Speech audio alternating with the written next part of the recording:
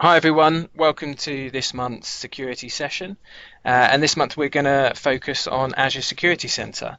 So based on the last votes that were submitted last month, a bit about infrastructure security, touching on networking was asked about. So we're gonna touch on that today. You all know who I am, Tom Wild, Cloud Solution Architect at Microsoft, solely focused on security. And I'm joined today by Adam. Adam, do you want to introduce yourself? Yeah, hi everyone. So my name is Adam Raffi. I'm a cloud solution architect, also at Microsoft. I'm very much focused on the Azure infrastructure side of things. I have an infrastructure background. Before joining Microsoft, I was at Cisco for many, many years, so I have a strong networking background, and so that's also part of what I focus on here at Microsoft. So the networking background, Adam, does that change much? Do you need to kind of learn any new stuff or kind of forget any old stuff about when moving to the cloud networking wise? So there are certainly some things to consider when you talk about networking specifically in the cloud. But generally speaking, if you are a networking person, if you know networking, the rules don't change. They don't just go away just because you're using a cloud environment. So if you are familiar and with that kind of technology and have those skills, then they're certainly transferable over to Azure in the cloud environment. Awesome. And you're going to walk us through Azure Security Centers today, right? Yeah, that's right. Yeah, yeah, absolutely. All right, let's kick it off. Okay. All right, so for those of you who are not familiar with Security Center and what it provides, essentially it's a feature that we have inside the Azure platform. So it's completely built into Azure. And what it will do is it will actually analyze and inspect the environment that you create. So if you've created an environment with virtual machines, networking, storage, and so on, it's going to use intelligent techniques to analyze that environment and then make recommendations to you based on that. So what it might do is it might come back and say to you, hey, I've spotted that your virtual machine is not completely up to date, so it needs patching, it has a security update that you need to apply, and then it will make it easy for you to do that. It might also come back to you and say, I've analyzed your environment and I think you need to put a web application firewall or another stateful firewall in front of your environment. So it uses those intelligent techniques to do that, and it's a pretty cool feature to improve the security of your environment. You've got a hybrid at the top there, Adam, so it's kind of any cloud or physical servers as well. Yeah, so this is part of what we mean when we say unified visibility and control, as you see on the slide here. It's really about bringing together these different environments. So of course it works inside the Azure environment itself. It can analyze those type of environments. But it can also look at on-premises environments and indeed other clouds. So if you've got resources in one of the other cloud providers, Azure Security Center can also analyze that infrastructure and those environments. So it's not limited to just what you have inside Azure. Okay, and do they need agents and things like that? Yeah, they do. So if you've got resources inside the Azure cloud, then that can happen automatically. So that's not something you necessarily have to do. Okay. If you have environments on premises or in other cloud environments, then you will need to install some agents to talk back to the Azure Security Center and provide that information back. Cool, but a single portal to see all your physicals and virtuals sounds pretty good. Yeah, yeah, absolutely. Yeah. So that's what unified visibility and control is all about in this example here. So the next thing we talk about is adaptive threat prevention, and what we mean by this is it's really using intelligent techniques to look at the environment you have and make the recommendations around that. So we have a feature called adaptive application controls, which I'll talk in a bit more detail about later, and it uses the intelligence built into the platform to lock down the processes running on your virtual machines, for example. So I can say that I have a Windows machine with a number of processes running on it, and the adaptive application controls will look at that, and it will prevent any other users from running additional processes on that virtual machine. Kind of like a whitelist. Yeah, absolutely. Yeah, yeah, that's exactly what it is. And then the last one we have here is around intelligent detection and response. So when we look at the Azure platform and indeed all of the Microsoft Cloud products and platforms that we have, there's a huge amount of intelligence that goes into this. So, the Microsoft network is constantly being bombarded. It's, people are trying to attack us, and we use the intelligence that we get from that kind of attack or potential attack, and we use that to improve the products that we have. So not just Security Center, but every product feature that we have inside Azure, we improve the security of those products using this intelligence that we get from everything that's going on a daily basis. That's cool. Yeah, I'm hearing kind of a lot more about post-breach, people searching for the unusual, or Microsoft searching for the unusual, because what if someone gets past your firewall or guesses your username and password? How are you going to tell? So that's what I quite like about Azure Security Center, the way those sorts of things are coming in.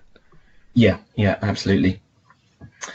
Okay, so I'm going to show you a demo of this in a second, but what you see on the screen here is the kind of main screen that you get from with Azure Security Center. So this is all built into the Azure portal. So as you can see on the left-hand side here, it's completely built into Azure. There's no setup required. You don't really have to do anything to get this enabled.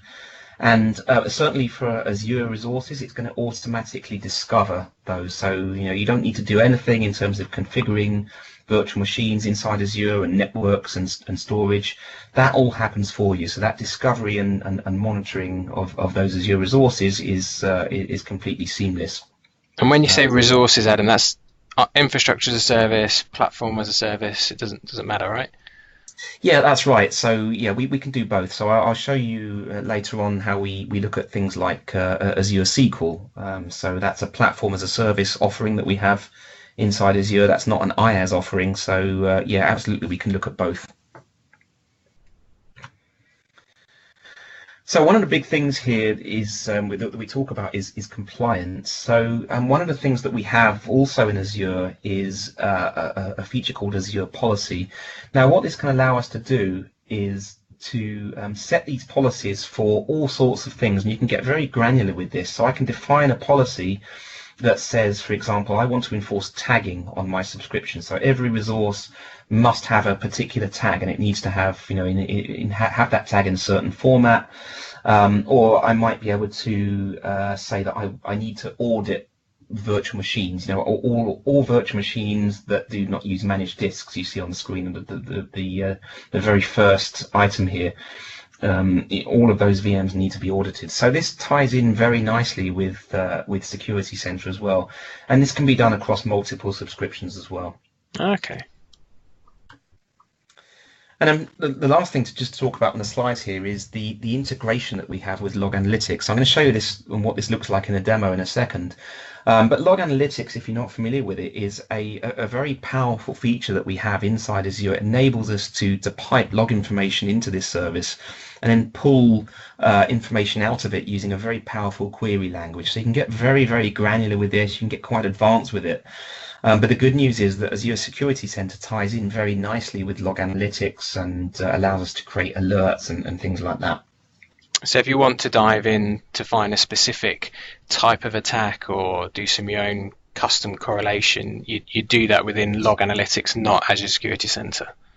Yeah, exactly. But you can be taken to the Log Analytics portal very easily through Azure Security Center. Gotcha. Okay. And last question from the slides. Lots of partners and customers ask, is Azure Security Center a SIEM? Can it consume foreign events and things like that? What do you normally answer when those sorts of questions come up? Yeah, so it's not a SIEM in its own right, but we can integrate with some of the more common SIEM platforms. So we have a feature in preview at the moment called SIEM Export, and what that allows us to do is essentially pipe information from Security Center into something like Splunk, for example. And there are some others as well. But we are starting to be able to integrate very closely with those SIEM platforms now. Okay, cool. So you use the intelligence and then pipe it off into someone that your common way that you're correlating and bringing in lots of other events. Yeah, exactly. That's right. All right. Okay. All right, so at this point, I'm going to jump out into my browser and I'm going to show you what this actually looks like. So if I jump back to the overview screen here, and you can see it takes a second to refresh the information here. But what this is showing here is a kind of at a glance view of your environment. So you can see how it's broken down into different sections. So I've got compute, networking, storage, applications, and then there's a sort of overall recommendations area here as well. So I can drill down into these environments and look at an individual area and get recommendations for that. So the very first thing I wanted to do actually was to show you what this looks like. So I've got some events in here. You can see have been happening over the last 7 days, over the last week. Now that's going to take a second to load up, but what it's going to show me is a list of the notable events that have happened over that period of time. So you can configure these notable events, you can change what you consider a notable event to be, but by default, Azure is going to suggest what it thinks are the notable events. So you can see here straight away that I've got a few events that that Azure considers notable. I've got some VMs with critical updates that it's missing. I've got some computers with web vulnerabilities, but you can see here that I've got some accounts that have failed to log on to my VMs. So I've got a few VMs in my subscriptions, and one of the things that you'll find is as soon as you create a VM, you give it a public IP address, it's open to the internet, people are going to start to target that virtual machine if you don't have any additional security around that. So straight away from this this log search screen, so this is actually part of log analytics now, so Azure Security Center has taken me into this. You can see straight away that I've got people trying to log on to my virtual machines using obviously very common usernames like administrator. I've got other ones in here, so you can see the list of people that have attempted to log on here. So these usernames clearly don't exist on my virtual machine. If you look at Copier, Alex, Lager is an interesting one. I certainly don't have those usernames configured. So what it's doing here is it's showing you, in a very easy to consume way, what's actually been happening to that virtual machine. So, clearly I need to do a better job of locking this VM down because people are targeting it. So I'll talk later on more about how we can do that. It's a classic brute force that people are trying to do there, right? Yeah, exactly. And it's I only have myself to blame here because I've got this VM completely open to the internet with no additional protection on it. All right. Okay, so if I go back to the main screen here, so what I'm going to do now is I'm going to drop down to the compute layer here. In fact, sorry, before I do that, I'm just going to talk about security policy. So the security policy tab here, what that's going to allow me to do is to configure the Azure Security Center, and essentially get it to do what I want it to do and show me what I need to see. So the first thing is here, we look at data collection. So there's an auto provisioning button here. So this is really about Azure resources. So the resources that I have inside the Azure cloud platform, and it's going to allow me to automatically install those agents if I want. And I do want that to happen, so I'm going to leave that as on. The other thing it can do here is we can be quite granular in terms of the security events that we collect.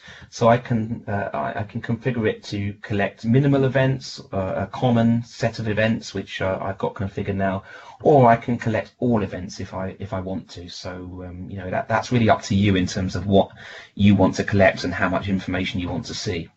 So any kind of net new virtual machine that's created, that would get the necessary agents and things installed automatically on it, right? Yeah, exactly right. Yeah, I wouldn't have to do any of that. That's all done for me. And that's on the subscription that you want to kind of it to be applied to, right? It's on a subscription rather than a per VM. Yeah, it is. So I'll talk more about the pricing in a second. We have 2 pricing tiers, and I'll come back to that. But yeah, this is done on a subscription by subscription basis. Okay. So the next thing is the policy here. So the security policy that you have for the security center. Now, again, this is quite granular. It really depends on what you want to see the recommendations for. So you can see the list of things that I have here, and at the moment everything is turned on. So I'm seeing recommendations for everything. But if I don't want to see recommendations for disk encryption, for example, I can easily turn that off and be quite granular about that. But I think generally the recommendation is to keep that on for everything. There's no real reason why you wouldn't want to see those recommendations for everything here. So in terms of the pricing, so it's worth pointing out that there are actually two tiers. So there are two versions, if you like, of Azure Security Center. The first one is the free tier, and this is going to work for resources that you have inside Azure only. So it's not going to allow you to look at resources that you have on premises or in other clouds. But it is going to give you basic security monitoring and recommendations. So you can see here that it's going to make recommendations based on the infrastructure and the resources that you have. It's not going to give you some of the more advanced features inside Security Center. So things like just-in-time access, adaptive application controls. You're not going to get that with the free tier. So for that you need the standard tier. So standard tier is applied on a subscription level, and there's a cost per protected node. So if I've got well, in this case I've got 12 virtual machines in my subscription. Only 6 of them are currently running, so that's what the pricing is going to apply to. But that is going to give you the more advanced features, so like adaptive application controls, and it will give you the ability to look at other environments besides the one that you have inside the Azure cloud itself. I think it's great that we offer kind of a free version. So if you deploy any virtual machines or do anything within Azure, just turn on the free version because it offers insights and value, right? Yeah, absolutely. I mean, there's no reason not to at all. Even if you don't want the full standard tier, there's absolutely nothing to lose by turning on the free tier, and that gives you a lot just out of the box.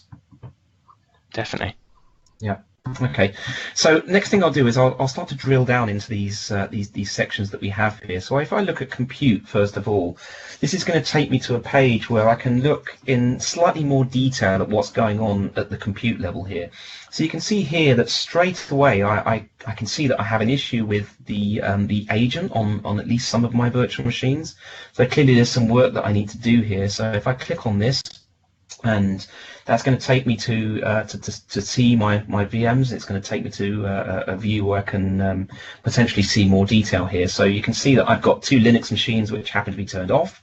So that's not necessarily an issue, but I do have a Windows machine which has an issue with a workspace. So there's some troubleshooting I need to do there, but it's very nice in the way that it tells you about that. It's very easy for me to diagnose those problems. If I click on that, will take me to even more information about that. So it will give me the IP address of that virtual machine. It will also give me some information about the recommendations that it's making around that VM specifically. So some of the other recommendations here that we have, so we have some we have endpoint protection issues, so I can look at what's going on there. So it's recommending that I install endpoint protection on my one of my virtual machines here.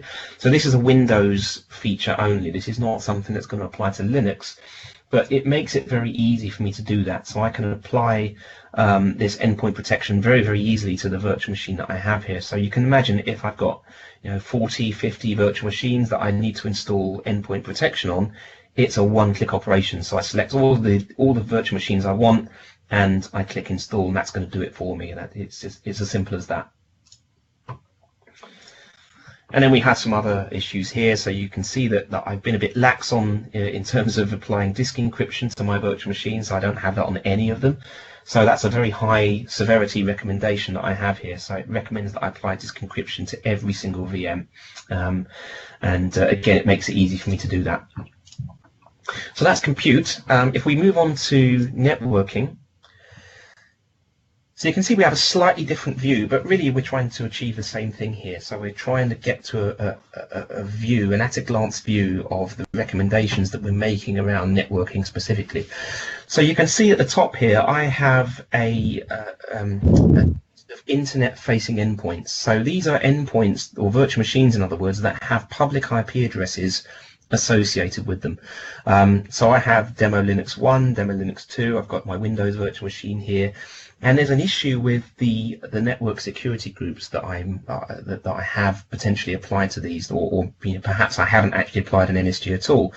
Now, if you're not familiar with what an NSG is, essentially this is a set of rules that you will apply to either a virtual machine or a subnet inside a virtual network in Azure, and that's going to allow me to lock down access to those resources. So I could say that I want to allow SSH access only into these virtual machines, into these Linux VMs, but I want to deny everything else. So I could allow port 22, which is SSH, but everything else should be denied. So it's fairly, it's a fairly straightforward concept. It's really, this ordered set of rules that allows me to lock down that access into those VMs. So a network security group is kind of like a basic firewall, really. Yeah, you can view it in that way. It's certainly not a fully featured firewall as you'd get from a third-party vendor. It's not designed to act in that way. It's really just designed to provide this simple enforcement that you can apply to virtual machines and subnets. Mm-hmm.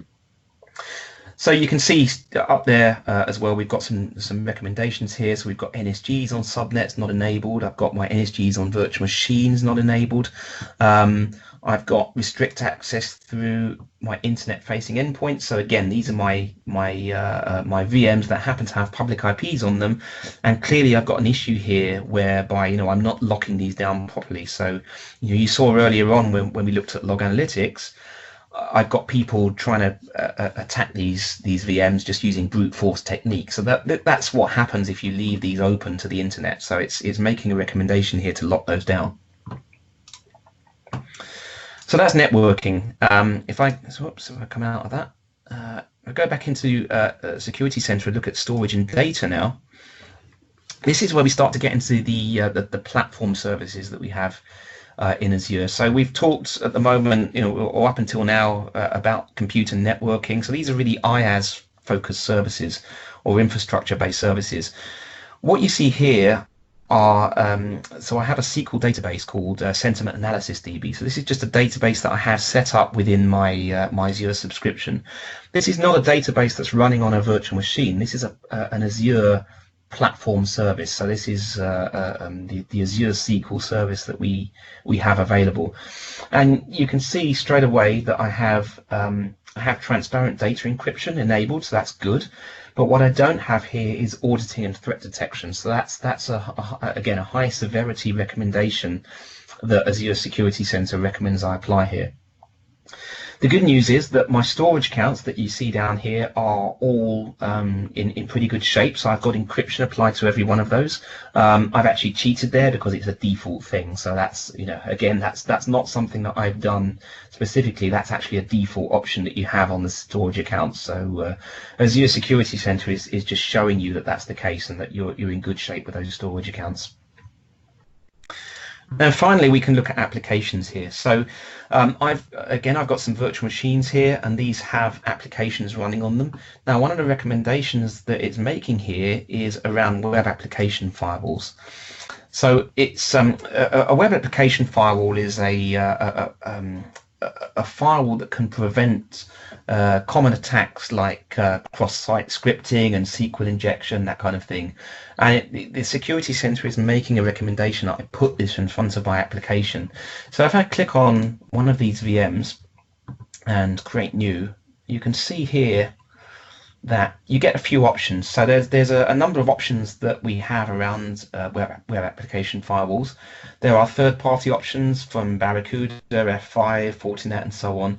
But we also have Microsoft's own offering here inside Azure. So this is a native service that we have for a web application firewall. So you get the choice. It depends on the features that you need, but that's something that's available to you through the Security Center.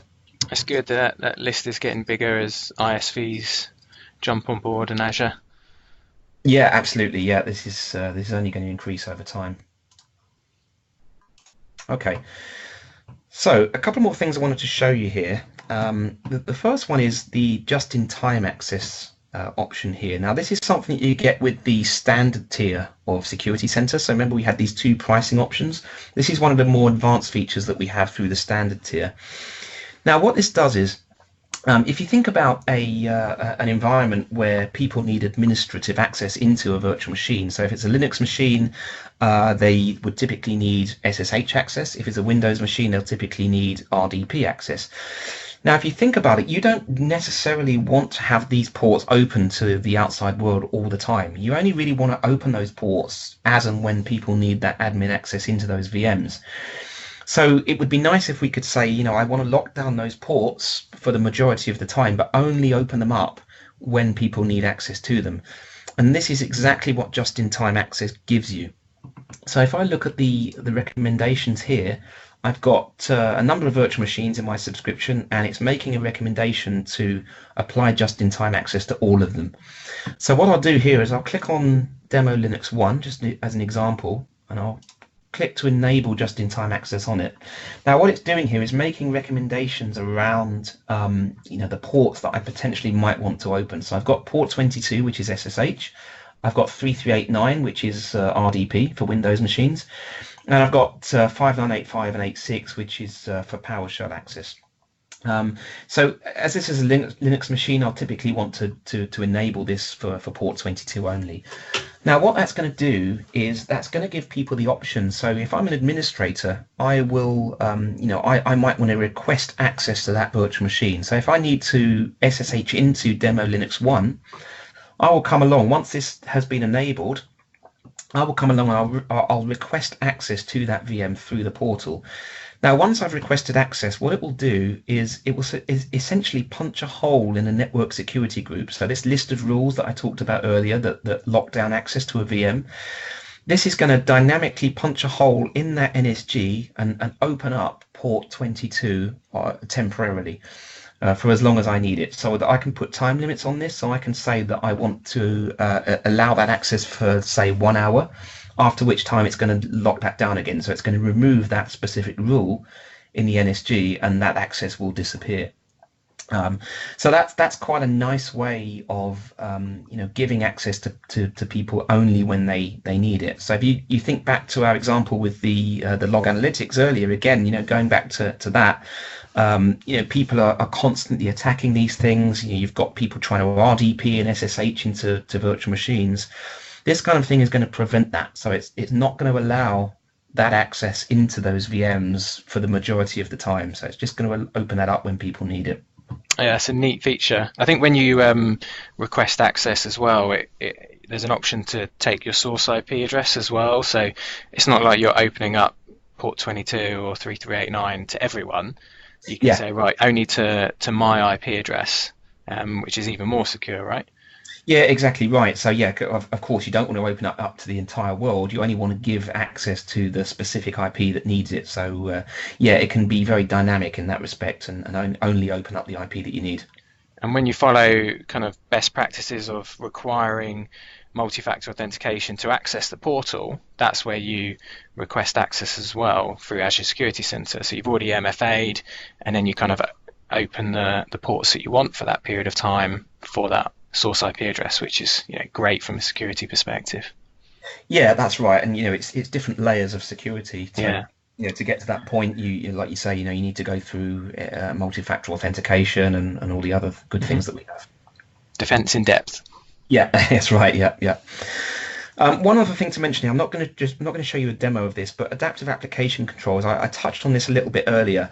This is quite a neat feature that we have as part of the standard tier in Security Center. And what it will do is it will use machine learning techniques to analyze the processes that are running on any given virtual machine. And essentially what it's going to do is it's going to create a whitelist for those processes. So it will say, here's what I think is allowed to run on this VM, and I'm not going to allow any other processes to run on it. So if a malicious user comes along and they're trying to install malware or some other forbidden process that you shouldn't be running, the adaptive application controls is going to prevent that from happening. So it's very dynamic. You don't need to come up with this list of rules, although you'll need to approve it. But it's another example of this intelligence that we have built into the platform, and the way it ties in with machine learning techniques. Is that Windows only for now? It is Windows only for the time being, yeah, yeah. So that Okay. doesn't apply to Linux machines at the moment. Okay, now the last thing I want to show you before I hand back to Tom is around the custom alerting rules. So you've seen some of the rules that we have, the recommendations that we have. These are all built into the Azure Security Center, but of course we can create our own as well. So if I select to create a new custom alert rule here, and again, this ties in very nicely with log analytics. So the search queries that we have here, this is all part of the log analytics platform.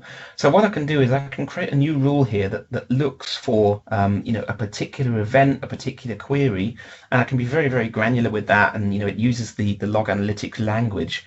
But what I can do then is I can say, well, over the last period of time, whether that's 1 hour or, however long you want to do it for, I can say I want to generate an alert based on some threshold. So, if the number of results for whatever it is you've selected is greater than a certain threshold, then I can alert based on that. And the alerting can be, I want to send an email to someone, I can use SMS alerting, and this can tie back into Azure Monitor as well. So Azure Monitor is a product that we have inside the Azure platform that allows us to bring monitoring from different sources into one place and generate alerting based on that. So it all ties very nicely into that part of the platform as well. Yeah, I like the fact you can go deeper into that. Yeah, absolutely. Yeah, yeah. So that's it. That's really all I wanted to show you today. There's a lot you can do with Security Center. It's a very powerful platform. It's a very powerful piece of Azure that you get out of the box. But obviously with the standard tier as well, there's even more powerful and features to that, and more you can do with that. So if we come back to the slides, and I'll hand back over to Tom for the to wrap up. Thanks, Adam. Last question. I don't want to catch you off guard, but do you want to just kind of give a sort of 30-second overview of the Secure Your Workloads lab, because it kind of relates to Azure Security Center quite a lot, doesn't it? It does, yeah. So we have developed a lab workshop effectively called Building Security, Securing Your Workloads in Azure, and what it does is it takes attendees through building up secure infrastructure inside the Azure platform. So it covers Azure Security Center. It covers a lot of the other infrastructure related products that we have. So we go through NSGs. We get attendees to configure NSGs, apply them to the resources that we have. We ask attendees to configure storage security, so we lock down storage. And there's some other advanced things in there like Azure AD, privileged identity management as well. So it's all available on our Azure Citadel site, if you're familiar with that. So you can find that at aka.ms/citadel. So it's available for anyone to run through in their own time, but we also do run these on a regular basis, as well as instructor-led workshops, if you like. Yeah, cool. So we had some good feedback on that. So I think it's worth anyone that's interested in kind of expanding their skills to check out that lab, or tweet us or drop us a mail, and we can invite you on the next session that we run.